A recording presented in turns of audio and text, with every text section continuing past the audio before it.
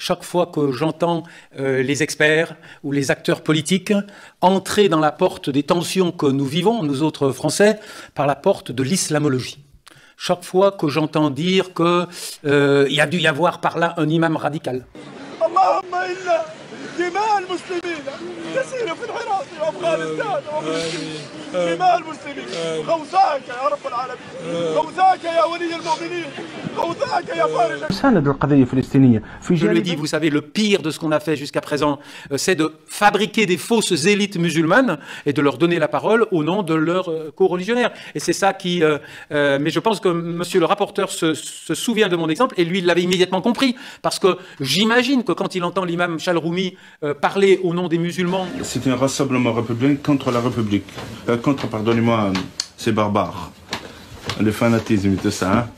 Alors qu'on a choisi ce monsieur pour son incapacité abyssale à aligner 3 phrases, eh bien il se sent humilié, ostracisé, stigmatisé, comme absolument tout Français de confession musulmane qui dit mais quel est ce système qui me fait représenter par des gens dans lesquels je ne me reconnais pas. Donc on a déjà là qu'on peut toucher du doigt et qui coûte pas cher un dysfonctionnement des mécanismes de représentation des musulmans. Nous ne souhaitons... Alors des Chalroumi, il y a le modèle analphabète et il y a le modèle savant. Maintenant, je tiens à adresser un petit message fraternel envers les fauteurs de troubles sur les réseaux sociaux qui se cachent derrière des pseudos fleurs du désert et sabres de je ne sais quoi, 2, 3, 4, des personnes qu'on ne connaît ni d'Adam ni d'Ève. Il y a des gens qui ont sacrifié, qui continuent à sacrifier beaucoup. Ce sont des hommes courageux, ce sont les imams qui sont traités de peureux aujourd'hui. Il y a des gens qui disent sur les réseaux où sont-ils? On n'entend pas les imams, on ne voit pas les imams. Non, non, non, non, les imams se sont exprimés. Mais simplement, les imams s'expriment avec retenue, avec sagesse et avec clairvoyance. La connerie à ce point-là, moi, je dis que ça devient gênant. C'est-à-dire que dans l'espace public, nous n'acceptons que les musulmans amputés de toute dimension oppositionnelle. Nous aimons bien des musulmans savants et intelligents, pourvu qu'ils cautionnent, en quelque sorte, l'assise du discours de domination sur leur communauté. C'est quand la dernière fois que tu as mangé avec Jacques Attali? Donc ça y est, on passe. Ah oui, c'est les rumeurs en même temps, c'est ça? Là, je sais pas, là, je vois des photos circuler avec Jacques Attali, qui en plus ont été pris dans les studios de Beurre FM. Donc, moi, j'étais là ce jour-là, donc effectivement, je me rappelle très bien de ce moment-là. Bah, je suis désolé de te décevoir, j'ai jamais mangé avec lui. Mais si l'occasion m'était donnée, je serais ravi de manger avec lui. Et j'irais même plus loin. S'il m'inviterait à manger cachère, je mangerais cachère, parce que le musulman, il peut manger la viande des gens du livre. Les cons, ça ose tout. C'est même à ça qu'on les reconnaît. Il importe à la communauté juive de jouer un rôle. En Angleterre, par exemple, la bourgeoisie juive finance des imams pour éviter que des imams trop radicaux viennent d'ailleurs. En Europe, dans l'Europe continentale, d'autres pays sont dans la même direction. Je pense que la communauté juive, sous réserve de ce que les autres en voudront aussi, devrait en faire autant. Il me nique mon ozone.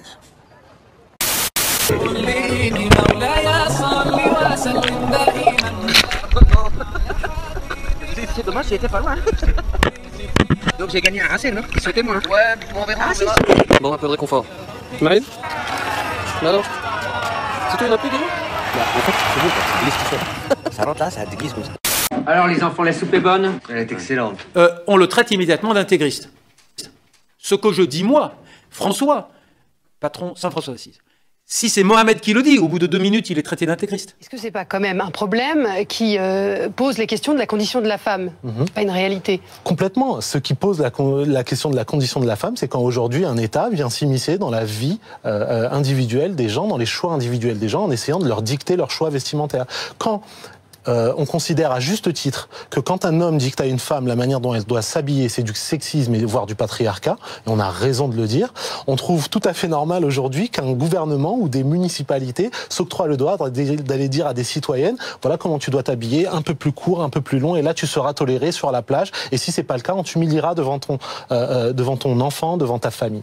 Ces situations-là, elles sont juste surréalistes. Parce que je n'aime pas qu'on dise « Ah, Burga, il aime bien les musulmans, donc il dit des trucs gentils pour les musulmans. » Non, moi j'aime bien mon pays. Au nom de l'intérêt que je porte à mon pays, il y a déjà 20 ans, j'ai dit, s'il y avait plus de musulmans râleurs, protestataires, dans l'espace du débat public français, si nous avions plus de voix musulmanes, entre guillemets, mais protestataires, pas émasculées, pas de la tribu des béni oui-oui, analphabètes ou savants. Les imams sont courageux, sont parmi les plus courageux. Parce que je peux vous dire qu'être imam aujourd'hui, il faut un minimum de courage, avec toute la pression qu'ils ont, avec tout le sacrifice qu'ils apportent.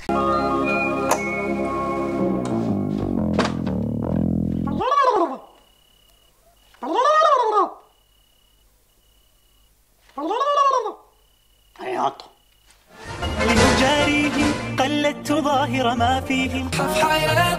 Celui-là aussi, c'est l'incontournable au Maroc, très très bon.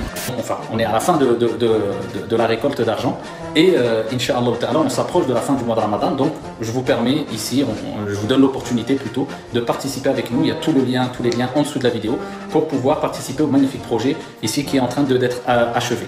Alors ici, là, il y a quelqu'un qui a dit, je reprends ces mots, hein, arrêtez de gratter de l'oseille. Alors premièrement, moi, alhamdoulilah, tout mon contenu sur internet, il est totalement et complètement gratuit. Vous vous oubliez, je crois.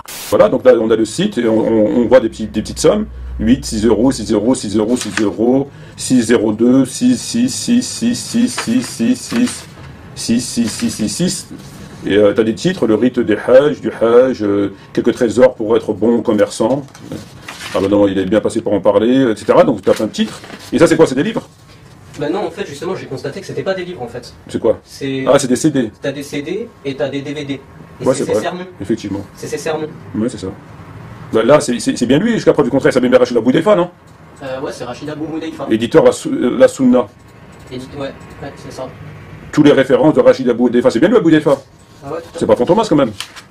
Eh ben mes cadets, eh ben mes petits frères, ça commence bien. Ouais. Bah, c'est quoi? Ils vont à ces conférences, c'est ça? Oui, ils vont des conférences, ces sermons, des fois il y a 2-3 sermons dans ces CD. Et j'ai remarqué qu'ils vendent aussi des DVD, et dans ces DVD c'est pas 6 euros mais c'est 12 euros. C'est 12 euros? Ouais, 12 euros le DVD, ouais. C'est pas donné. Ça parle entre autres. Donc là, c'est même pas des livres, c'est carrément ces sermons qui revend. Ouais. C'est ces exhortations, comme il appelle ça, qui revend. Ouais, c'est ça. Alhamdulillah, donc je n'ai aucun complexe avec cela, et même s'il y avait des cours ou choses payantes, c'est un débat à avoir, religieux, théologien, et pas un débat avec des gens qui peut-être ne savent même pas faire les ablutions. Crayon d'idiot! Tu m'as foutu une sacrée soif avec toutes tes excentricités! Pas immasculé, pas de la tribu des bénis oui-oui. De bonnes sardines. Alhamdulillah. Profite du bon temps quand tu peux prendre du bon temps à celles et ceux qui passent des vacances et laisse de côté ce que disent les gens et ainsi tu réussiras dans ta vie. Laisse de côté ce que disent les gens. Profite, laisse-les parler. Les métamorphoses de Chalgoumi. D'abord la peur. Des montres sont passées d'intégriste, confirmées d'ailleurs par plusieurs rapports des RG et révélées par Le Point et autres médias.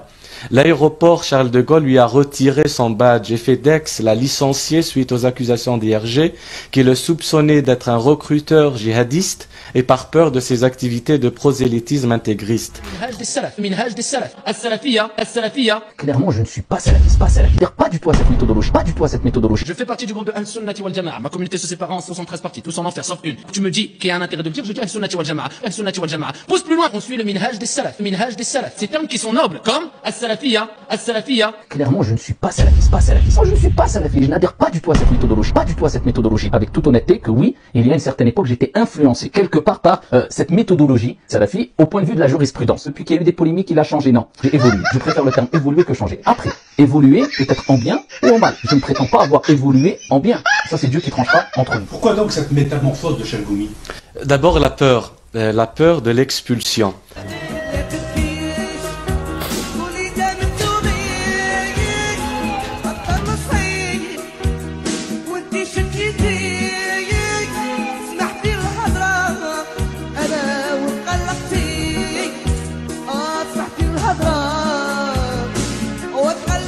Il n'a pas eu peur de la police de Ben Ali, mais de la police française. Après son arrestation à Tunis, il s'est réfugié au Pakistan. Après son mandat d'expulsion par la police française, il s'est trahi. Une question, est-ce que ce sont les RG qui l'ont poussé à se trahir? Est-ce qu'ils l'ont cuisiné, comme on dit? Deuxième élément qui a poussé Chalgoumi à se trahir, après la peur donc, c'est la cupidité. En perdant ses ressources financières, son poste à l'aéroport Charles de Gaulle, son contrat de pèlerinage, c'est en 2009, en plein bombardement barbare de Gaza par les avions de Tsahal, pendant que des centaines de milliers de Français, de gauche comme de droite, manifestaient contre les crimes sauvages de l'armée israélienne. Il y a des gens qui disent sur les réseaux, où sont-ils? On n'entend pas les imams, on ne voit pas les imams. Non, les imams se sont exprimés. Mais simplement, les imams s'expriment avec retenue, avec sagesse et avec clairvoyance. Chalgoumi a appelé, dans Le Parisien, à interdire les manifestations pro-palestiniennes en France. Jackpot, il se fait connaître immédiatement par les médias et se fait adopter par les mouvements sionistes avec leur propagande et l'imposer politiquement et médiatiquement et l'aider à racoler ou à traîner avec lui 3 ou 4 imams ou 5 ou 6 représentants associatifs en réglant leurs problèmes de papier, de logement, d'argent ou autre. Une religion qui rassemble les cœurs, qui a rassemblé nos cœurs. Une religion que nous avons eu l'honneur de transmettre, d'expliquer et que nous continuerons à propager, Inch'Allah, en profondeur. Alors après des mois de travail, on vous l'annonce enfin aujourd'hui. On a décidé d'unir nos forces et de lancer la plateforme Dini. Une plateforme dans laquelle nous vous enseignerons ce qu'il incombe à tout musulman de connaître. Une plateforme avec des fonctionnalités novatrices pour vous faciliter l'apprentissage. Qu'est-ce que c'est pour le bordel? Mais vous l'avez beaucoup aidé dans cette escroquerie politico-médiatique. Malheureusement oui, et j'en suis malade, qu'Allah me pardonne et que les musulmans me pardonnent et que les médias me pardonnent. Je suis responsable de la fabrique d'une monstruosité politico-médiatique aussi clownesque, grotesque, que haineuse et dangereuse. Pas émasculé, pas de la tribu des béni oui-oui. Ses 2 parents sont des catholiques convertis à l'islam. Elle dit avoir grandi dans une famille où il y avait à la fois des catholiques et des musulmans et où les déjeuners du dimanche se passaient bien. Son arrière-grand-père a été résistant, son arrière-grand-mère a été militante féministe. Elle s'est battue pour avoir le droit de vote que les femmes n'avaient pas à l'époque. L'intéressée, discrète depuis le début de la polémique, lui répond. C'est assez pathétique de la part quand même d'un ministre de l'Intérieur d'avoir de tels propos aussi violents.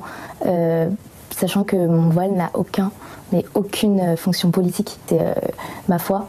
Après oui, c'est visible, mais c'est pas pour autant du prosélytisme. Et ça, c'est, je dirais, si je devais m'arrêter là, je dirais, c'est ça notre problème. Un bon musulman pour les Français, c'est un musulman qui n'est plus musulman. Notre erreur, ça a été ça. Ceux qui cachent ce qu'Allah a fait descendre du livre et le vendent à vil prix, ceux-là ne s'emplissent le ventre que de feu. Allah ne leur adressera pas la parole au jour de la résurrection et ne les purifiera pas. Et il y aura pour eux un douloureux châtiment.